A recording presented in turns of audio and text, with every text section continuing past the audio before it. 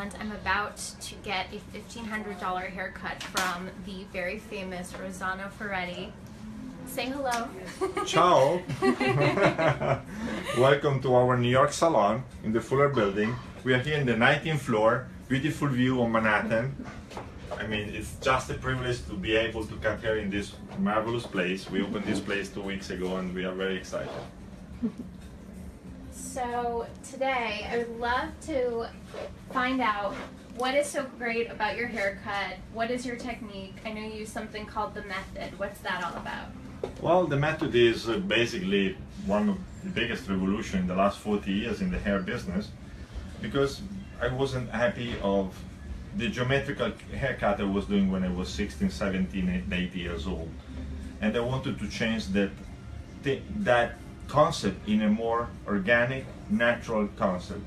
So working many years, when I was in my 30s, I was quite successful in my Parma town.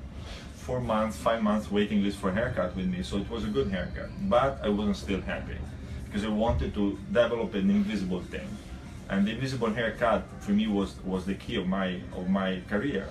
So I've been working till when, because I didn't want to see the scissor into the hair. I didn't want to see the layers into the hair. I wanted to see the hair movement, but not the technique that I was using on them. So basically I discovered that just the scissor was not possible. So basically I started to move my body into the hair, following the natural force of the hair, because you have straight hair, but there are curly hair, medium wave hair, every kind of hair in the world. So I've been working China, Japan, Brazil, America, everywhere. So I've been touching every kind of hair basically, and I became a hair fall expert. And basically what I do is I just follow the hair falls and I go with them in a very organic way, and that create your haircut. The haircut that I study for you, that made on measure. It doesn't have a name. It is not a trend. It's just your haircut, and it's the personalization of beauty. Basically, it's what we create and what we believe that beauty is unique, and every woman is unique, and every man is unique. So you have to work for that kind of person, and that's the tailor-made concept that I've been speaking like 30 years now. And at the beginning it was like a crazy stuff, a new thing, and everybody was thinking it was an impossible story, but it became a legend now. Yeah, and I know your scissors are different than regular scissors. Can you tell us what those Well, are you know, about? we use a flat scissor, Okay. which is this one, that is pulled the hair very gently, and you will see the movement. But the biggest deal is this. I mean, this one is like my baby. It's the baby that helps me to create the invisible haircut. The other scissors are thinning scissor, and all this is with teeth that are straightforward and with the double forks into it. And when you use them, I mean, basically you can cut like this, but they a little bit scratch the hair like a razor effect.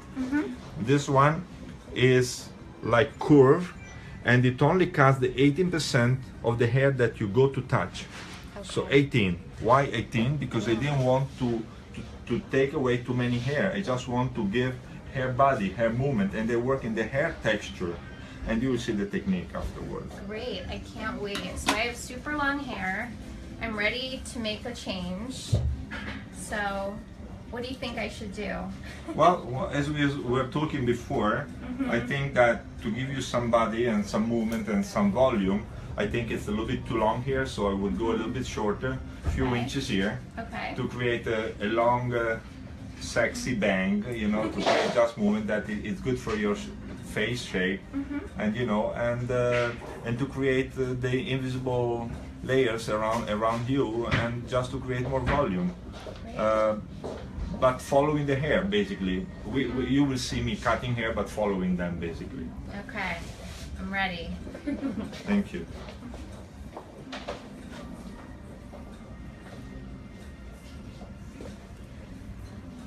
And you've been cutting hair for a very long time. How did you first learn?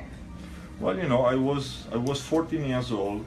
My grandfather was a barber, living in a very tiny village. I come from a village that I remember there were like 500 inhabitants when I was born.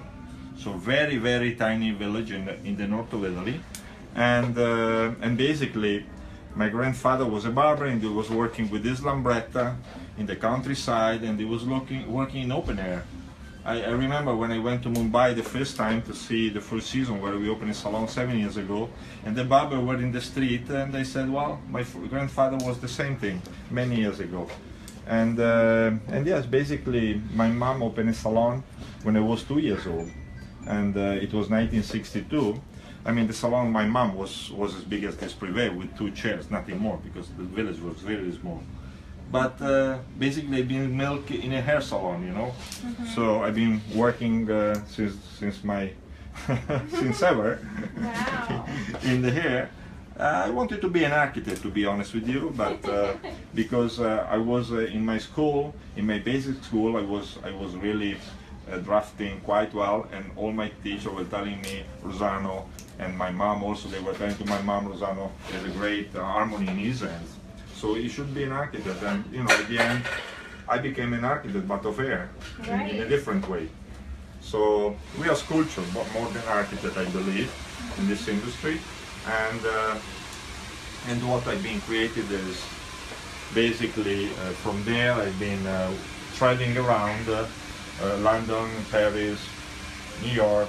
I went to Tokyo, and in my 19 I was already cutting hair, and I had already a clientele, and I started to work with that clientele, and then I moved to the fashion industry, and I started to move my first step in the fashion industry. I was working with the Italian designer at that time that they were becoming quite big and famous, and with big photographer, and it was a very nice experience of my life.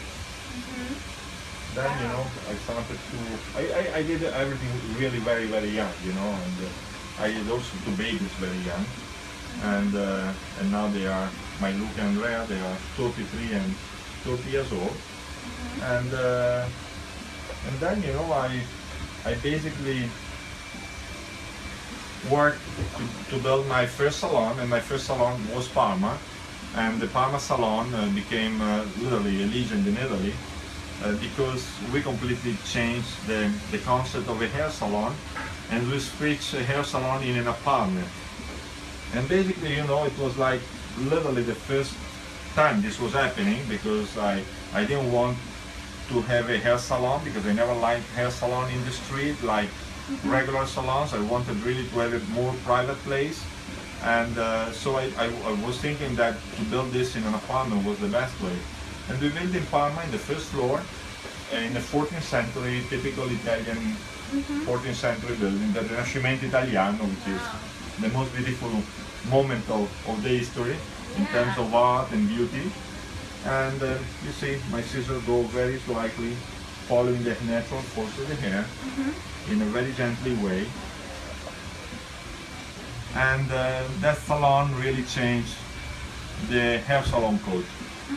At the beginning I was the crazy guy of the industry, but then everybody was really following that kind of design and story. I remember that when I did my Verona salon in a 13th century building, it was voted for 3 times the best salon in the world, you know. Every architect from Japan, US, everybody really was coming there to see what was happening, because it was a new age, a new era that was coming to the hair industry, basically. And I'm very lucky that I was a pioneer in this, because I like really to give my contribute to the industry, to my colleagues. Because I really like to grow, and to grow the image of the hairdresser. I like to grow the image of the industry in general, and I like improvement. So I think it's you know, the haircut, my method, the hair ambience I created, and you know, it has been a good thing for the next generation, basically, which I'm proud of. So after you left Italy to kind of explore the world, where did you go first? Well, first I was around, because in the fashion you never know where you go the day after, so you always fly, basically. And when I opened Parma, I was in my 30s, and then after Parma, I opened my first salon out of Italy was Madrid. Madrid, because it was the, you remember Spain was booming at that time. It was a growing industry. Madrid is a beautiful city. I love Spain, and it was really a very, very successful project. We were in the most beautiful street in Calle Ortega Set, where the Infanta, the Princess of Spain, were living, the same house we had the salon. So it became a very interesting salon as well. And then we opened in Miami a few years ago, because Marco, is working with me since 20 years. He was in love with the girl there. He said to me, Arizona would like to stay in Miami now, blah, blah, blah, blah.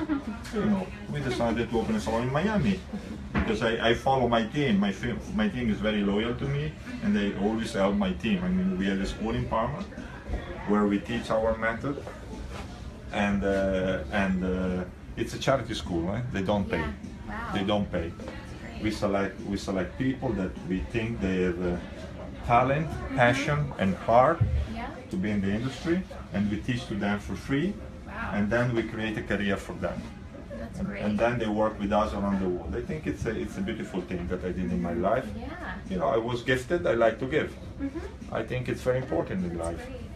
And when did you come to New York? Well, we arrived in New York in 2009, watching the location, because I really wanted the Fuller building. It was several years I was waiting for this location. Really? Wow. Yeah, it's a very iconic So, building. and we opened the 6th floor, Okay. and then it was quite successful, and I was happy, but not super happy, because it was a little bit too industrial, a little bit too big.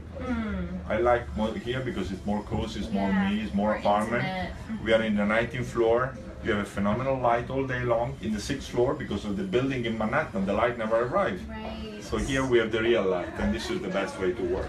That's great.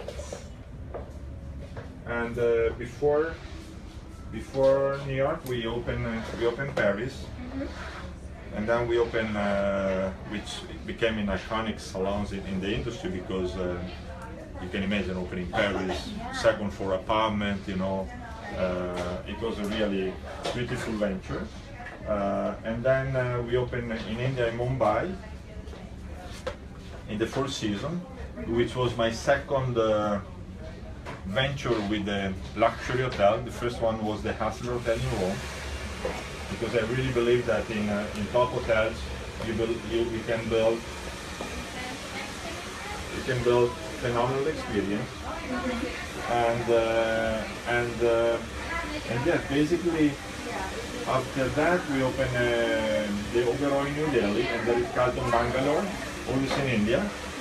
And then we opened our first salon in China, in the Peninsula Hotel, which was like our first venture in China.